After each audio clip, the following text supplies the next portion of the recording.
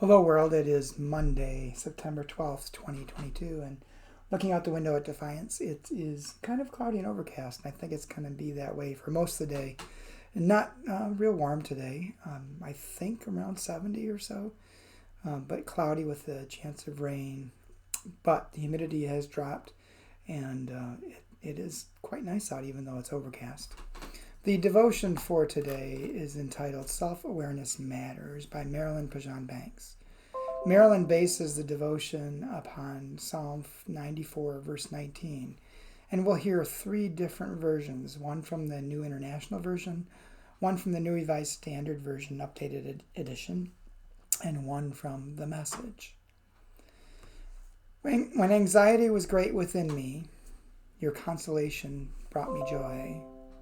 When the cares of my heart are many, your consolations cheer my soul. When I was upset and beside myself, you calmed me down and cheered me up. And those are three versions of the exact same verse. And then Marilyn writes, each translation of the same verse hits me differently. How about you? They describe similar yet quite different embodied reactions amid all the psalmist and their community are expecting around them. The chaos, the injustice, God's silence. Comparing the language in these translations, I am reminded of the importance of self-awareness when calling on God to handle the inequities of the world, to punish our enemies, to make us the victors. Self-awareness in the work for liberation matters. Am I operating out of anxiety? Am I overwhelmed, burned out? Is my anger grounded in love for myself and my people, or burning from shame that is slowly turning into a rage that is destroying from within? Self-awareness matters. Each translation speaks to remembering God's promise while describing the unique healing required and received. What is the healing you need? Do you know? How can you find out? Self-awareness matters because it will affect how we show up in the movement, how we show up for one another, for ourselves.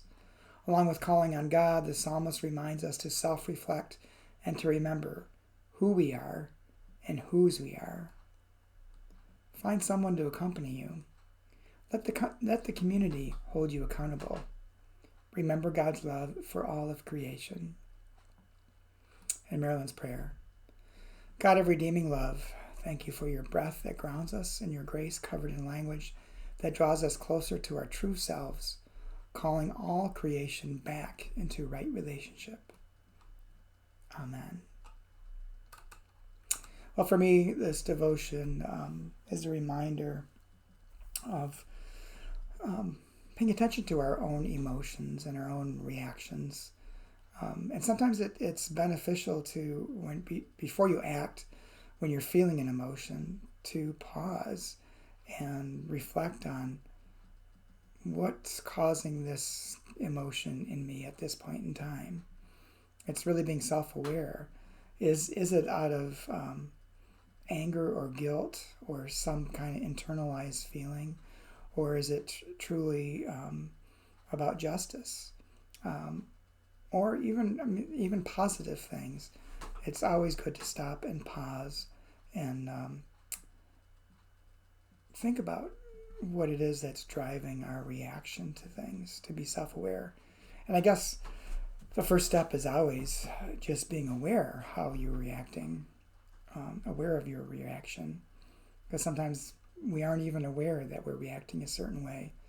I sometimes notice in situations, if I really start focusing on my body, I'll notice my shoulders are tense, because that tends to be where I carry my stress. And sometimes I don't even realize I'm stressed until I pay attention to my physical being and go, yeah, I'm like clenching my shoulders and my neck. Why? And then take a moment to pause, to relax, and then to go back into the situation, aware of where I am and how I am. And as Marilyn reminded us, whose we are. Hope you have a good day and hope to talk to you again tomorrow.